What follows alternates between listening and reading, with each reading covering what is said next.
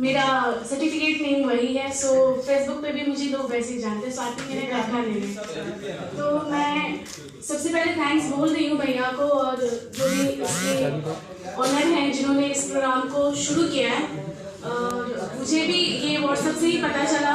Please अगर आप लोग हैं ना साथ देंगे, शांत रहेंगे तो अच्छा लगेगा, क्योंकि आई एम द फर्स्ट कि मैं माइक बहुत फेस की हूँ, बट इस टॉपिक पे और पोइट्री करने के लिए मैं फर्स्ट बार आई हूँ, तो बहुत ज़्यादा नर्वस हूँ।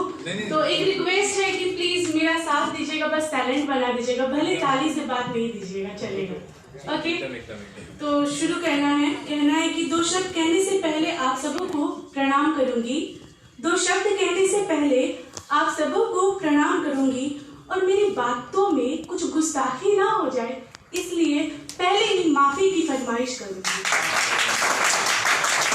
तो जैसे कि मैं एक लड़की हूँ, तो ऑब्वियसली आजकल के एज में सब कोई प्यार के बारे में ज़्यादा बोलते हैं, बोलना चाहिए, पर मेरी लाइफ में जो है कि मैं गर्ल्स को लेकर ज़्यादा मोटिवेटेड हूँ एंड उनके लिए ज़्यादा बोलना पसंद करती हूँ।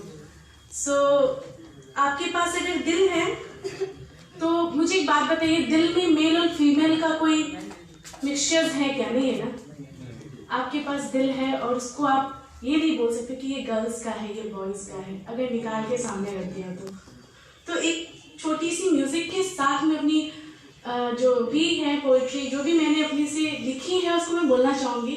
ऑब्वियसली आप सबों को पसंद आई हो, मेरी कोशिश है, एंड मैं आपका ज़्यादा वक्त लेके आपको बोर नहीं करूँगी। और प्लीज़ प्यार के बारे में नहीं हो तो तुम मुझे नहीं टोकना, क्योंकि ये दिल इतना अफसोस करता है। इन ज़माने में ठोकरें खाए लोगों को देखा है, इस ज़माने में प्यार से ठोकरें खाए लोगों को देखा है, इसलिए दिल प्यार की बातों को थोड़ा अपने से कोसों दूर रखता है। ठीक है, तो मैं प्यार की बातें कम बोलूँगी, पर अपनी फ्रेंडशिप के और गर्ल्स के बारे में पहले बोलूँगी। तो मेरा जो टॉपिक है वो थोड़ा रिलेट होता है आप सबों को दहेज प्रथा से। लड़कियों के लिए जो है कि ये एक बहुत बड़ा अभिशाप है, आप जानते हैं, बट आज हमारे ज़माने में ना लोग इसके बारे में सोचते नहीं हैं, और सोचते हैं तो शर्म से शायद बोलते नहीं हैं, और नहीं बोलने के कारण शायद ये साथ नहीं देगा नहीं बोलने के कारण ऐसा होता है कि काफ़ी सारे लोग इसको चाह कर भी हटाते नहीं हैं।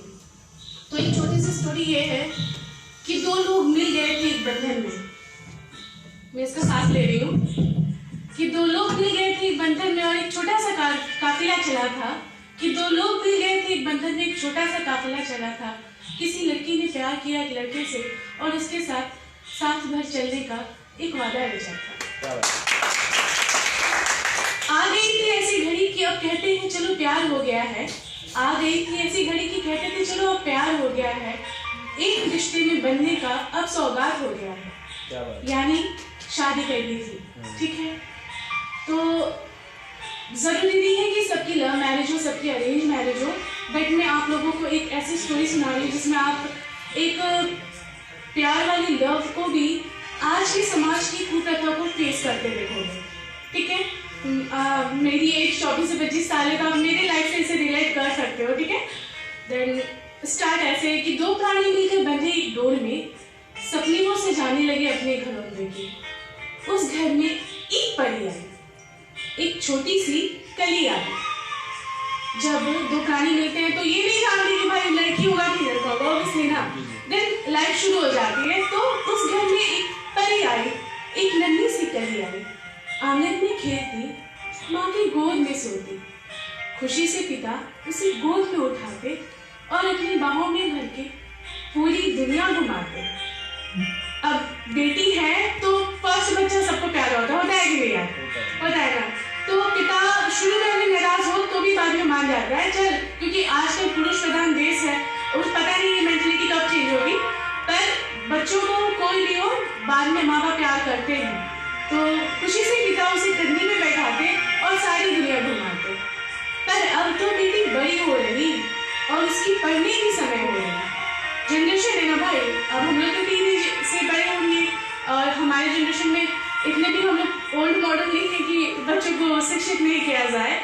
सो इसी तरह मेरा कि अब तो बेटी बड़ी हो रही, पढ़ने की भी समय हो रही, अब तो बेटी स्कूल को जाती, माता पिता की खुशियां बढ़ाती।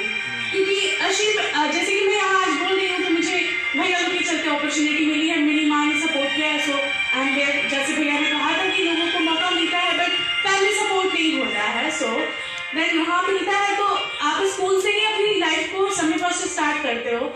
सो अब बेटी बड़ी हो रही, स्कूल पढ़ने की समय हो रही, अब बेटी कॉलेज में पढ़ती। जब बच्ची बड़ी होती है ना, इवन मम्मी लोग ज़्यादा फेस करते हैं, बट पिता को भी जैसे जैसे वो 15, 16, 17 साल की होगी ना, एक अजीब सा टेंशन हो जाता है ये कि यार अब इसके लिए दहेज इकट्ठा करना है, इसको विदा करना है। समाज का एक ऐसा सिस्टम है जो कि शायद भाई और पिता बोलेंगे नहीं, बट उनकी इंटेंटली एक बेटी पैदा हुई घर में तो ये मेंटेलिटी सेट हो यार कुछ भी कर लो। सो अब बेटी बड़ी हो रही, कॉलेज में पढ़ने की समय हो रही, अब बेटी कॉलेज में पढ़ती, माता पिता की परेशानियां बढ़ती। माँ चिंतित होकर यही एक दो वर्ड कहती है सीधे से, बेटी को तो समझाती है अच्छे से, क्योंकि माँ की पहली बेटी की पहली फ्रेंड माँ ही होती है, और माँ अपनी बेस्ट फ्रेंड को उस बेटी में ही देखती है। तो अगर माँ बहुत अच्छी हो तो लाइफ में आपकी मतलब ऐसी कोई मोमेंट नहीं आएगी कि आप गिर जाओ, आपकी माँ आपको संभाल लेगी। बॉयज के लिए उनके पिता होते हैं ऑब्वियसली, जिनके बॉयज के पिता नहीं है उनकी भी माँ उनको मतलब एक माँ हर रोल को फेस करती है, जैसा कि अमृता दी उससे म्यालपड़ा मैम बोल के गई थी हम लोग के पास में। सो वो हर एक फेस को फेस करने का ताकत रखती है। तो अब बेटी बड़ी हो रही, पढ़ने की समय हो रही, अब बेटी कॉलेज में पढ़ती, माँ पिता की परेशानियां बढ़ती। माँ कहती दिन दुनिया अब ठीक नहीं है, बेटी को घर में रखना भी ठीक नहीं है, जल्दी से रिश्ते खोजवाओ, बेटी को दुल्हन बनाओ, उसके हाथ पीले कर उसे डोली में बिठाओ। उसे डोली में बिठाना बहुत ही कठिन है फ्रेंड्स। तो माँ यही कहती कि उसके हाथ पीले कर उसे जल्दी से डोली में बिठाओ। पिता कहते कि लड़के को खोज के लाऊंगा। यार देखो, माँ बाप ही नहीं खोजते हैं, जो भी खोजते हैं बाद में इंट्यूशन कुछ भी और डजंट मैटर ना। तो माँ और बाप जब बात करते तो ये कहते हैं कि लड़के को खोज के लाऊंगा और सचमुच राजकुमार सा उसे सिंहासन पे बैठाऊंगा। उसके बाद के रिश्ते में ऐसा होता है कि पिता खोजते हैं, बेटी बड़ी आसानी से अपने दिल को संभाल बैठती है और अपने माता पिता की खुशी के लिए एक राज बुनती है कि होगा मेरा भी एक राजकुमार जो मेरे ही मन के लायक होगा। मतलब अगर नॉर्मल फैमिली से लड़कियों को पता चले कि उनकी शादी की बात होती है तो पहले तो डरते हैं, बट उसके बाद माइंड को सेट करते हैं। तो वो यही सेट कर रही है, तो कहती है होगा मेरा भी एक राजकुमार, मुझे पूरा भरोसा है कि मेरे पिता से उसका भी कुछ वजूद होगा और मैं रहूंगी तो मुझे संभाल लेगा, और मैं रहूंगी तो मुझे संभाल लेगा, उसके बाजू में भी इतना ताकत जरूर होगा।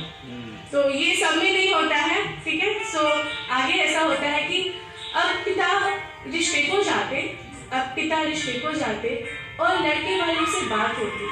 पिता के दिल की धड़कनें ऐसे बजती मानो जैसे कि शहनाइयों की गूंज फीकी पड़ रही है, क्योंकि ये दहेज की जो मार है ना यारो, गाल पर बहुत जोर से तड़ रही है।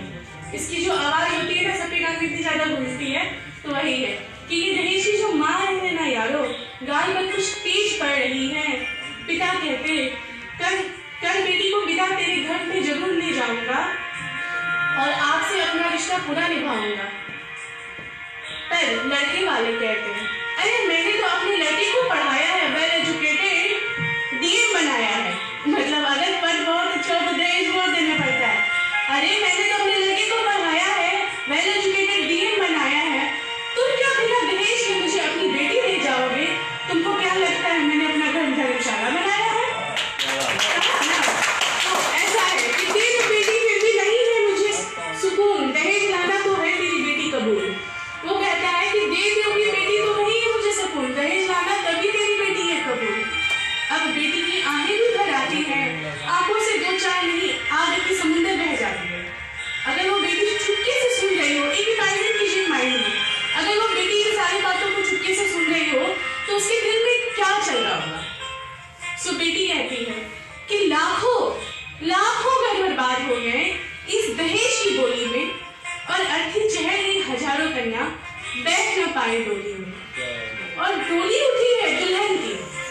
दोस्तों सोचो जिस घर में बेटी अगर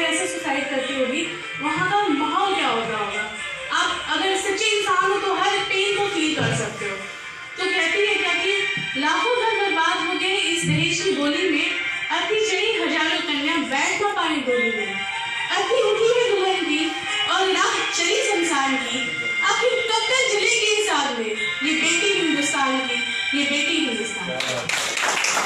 थैंक यू वेरी मच। आप लोग को अच्छा लगा हो। अब जैसा कि माहौल है तो मैं थोड़ा और बोलूँगी एंड मुझे यहाँ बोलने में पहले बहुत हेजिटेशन था। अच्छा हुआ कि वो भैया ने थोड़ा ज़्यादा टाइम लिया, मेरा यहाँ बैठ के रिलैक्स मोड में मैं चली गई, सीरियसली बोल रही हूँ। जैसे कि जनरेशन है हम बहुत कुछ फेस करते हैं और मेरे फर्स्ट ऑफ ऑल मेरा एक बहुत क्लोज फ्रेंड यहाँ बैठा है और काफ़ी स्ट्रगलफुल उसका लाइफ बीता है। सब कुछ जानते हैं, अभिषेक सर जानते होंगे, बाकी लोग भी, तो उसने बहुत कुछ फेस किया। तो उसकी मैं सच में प्यार में ऐसे अंधी हो के बहुत दिल नहीं तोड़ा है मैंने, ठीक है, बट मेरे फ्रेंड्स से इतना कुछ सुना है कि मैं उनके साथ रिलेट होके उनकी फीलिंग्स को आप लोगों तक बताने की कोशिश कर रही हूँ, आप लोगों को जाहिर करने की। तो ऐसा होता है कि जब आप स्ट्रगल करते हैं तो लाइफ बहुत ही, मतलब गर्ल्स हो या बॉयज हो, सबके लिए स्ट्रगल भरी लाइफ बहुत ही डिफिकल्ट होती है और उसे फेस करके बढ़ना भी। तो मैंने फर्स्ट ऑफ ऑल उसके बर्थडे में ही पोइट्री किया था। मुझे जहाँ तक याद है मैंने पहली बार माइक को फेस किया था और जानते हो दोस्तों ये दोस्ती की जलन थी जो मैंने कमेंट में, मतलब पोइट्री के कमेंट में अपने एक दोस्त को टीम किया था। तो मैंने मतलब एक कहते हैं कि आग लग जाती तो शब्दों को टटोलना पड़ता है, पर पता नहीं ये हुनर मुझे कहाँ से आया। पर यहाँ लिखा हुआ है लिसन, राइट एंड प्रेजेंट। तो ये मौका मुझे यहाँ से मिला है, ये फर्स्ट मेरा स्टेज है। लिसन मैंने बहुत किया है, मैंने बहुत सुना है, बहुत सीखा है। लिखना मेरा जो है थोड़ा वीक है, मैं बोलने में मास्टर हूँ, ठीक है, तो मैं लिख नहीं पाती हूँ और अभी शुरुआत ही किया है तो अब कोशिश कर रही हूँ कि मैं लिख पाऊँ, मतलब समेट पाऊँ। वैसे मैं एग्जैक्ट मोमेंट पे बोलना पसंद करती हूँ। तो मैं उस दोस्त के लिए ये बोलूँगी कि तूने जो भी किया यार बड़ा ही दिलदार किया है। तेरी जिंदगी में ऊंचाइयों का जो तूने परचम लहराया है बड़ा ही जोरदार किया है। और इस छोटी सी गली से, क्योंकि वो यही का है, मैं लास्ट में नाम लूंगी, इस छोटी सी गली से तूने एक उड़ान भरा है और तुझे ही देख के मेरे दिल में ये जज्बात जगा है कि तुझे ही देख के मेरे दिल में ये जज्बात जगा है कि चल एक छोटी सी हम भी उड़ान भरते हैं, पत्थर कट जाए तो क्या, एक बार तो प्रयास करते हैं, क्योंकि गर्ल्स लोग को ना मौके ही नहीं मिलते, मोमेंट्स ही नहीं मिलते हैं कि आखिर मेरा ये जो साथ है तेरे साथ तक कहाँ जाएगा, मेरा ये जो साथ है तेरे साथ कब तक कहाँ जाएगा। और मुझे बिल्कुल नहीं पता है कि तू कल सच एक बड़ा स्टार बन जाएगा। दुआ है मेरी दिल से कि तेरी जो पोस्टर है वो हर जगह हवा में लहराए और मैं क्या कहानी कि बच्चा बोले प्यारे कुणाल मिश्रा तू मेरे घर में तो आए, ऐसा सेलिब्रेट हो जाए, तेरे ऊपर एक नहीं स्टार ही स्टार लग जाए और हमारे जितने भी स्टार हैं तेरे साथ एक बाइक और एक सेल्फी लेने को बेकरार हो जाए कि तेरी ही हमें ये दिल से इस साल तुझे दुआ, तू रखना अपनी दुआओं में मुझे सदा, मैं तेरे साथ ऐसे ही जिंदगी भर रहूंगी और तेरा एक कॉल आए तो मैं तेरे लिए हर एक को दूर करूंगी कि तेरे साथ हमारी दोस्ती ऐसे ही बरकरार हो जाए और हमारा जो छोटा सा कारवां है, मतलब हमारी एक छोटी सी फ्रेंड सर्किल है, मैं उसके लिए बोल रही हूँ, हमारा छोटा सा कारवां है, वो कारवां में तेरा भी सबसे बड़ा नाम हो जाए और तेरे सहारे हम सब का भी एक छोटा सा पहचान हो जाए। ठीक है, तो thank you and I hope आप लोग को अच्छा लगा हो। नेक्स्ट टाइम मुझे मौका मिले तो मैं बहुत बोलूँगी। Thank you so much.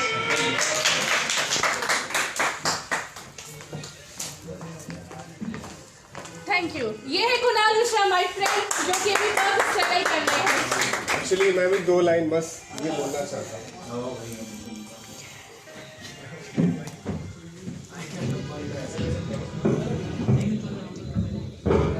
Hello, सबसे पहले तो मैं सबको नमस्कार करता हूँ, जितने मेरे आई थिंक सब मेरे फ्रेंड्स हैं यहाँ पे।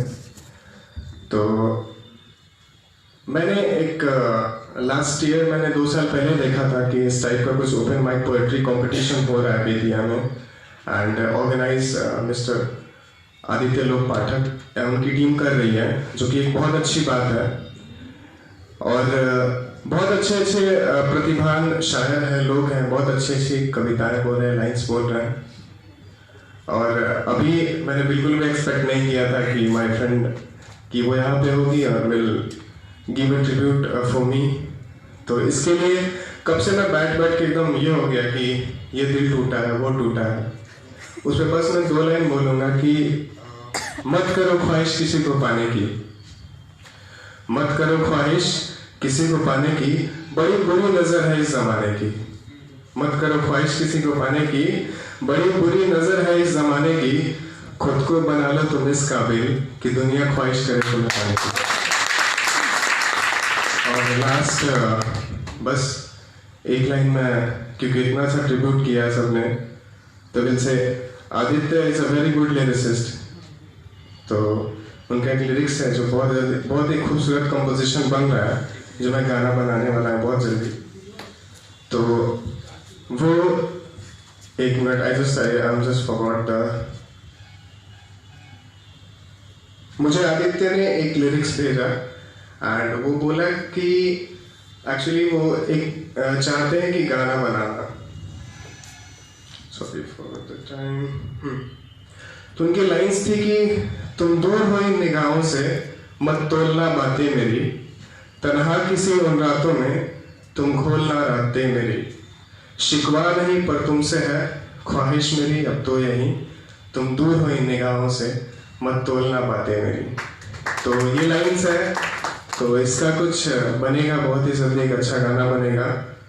तो उसका कुछ कंपोजिशन हुआ है लाइक तुम दूर हो इन निगाहों से, मत तोलना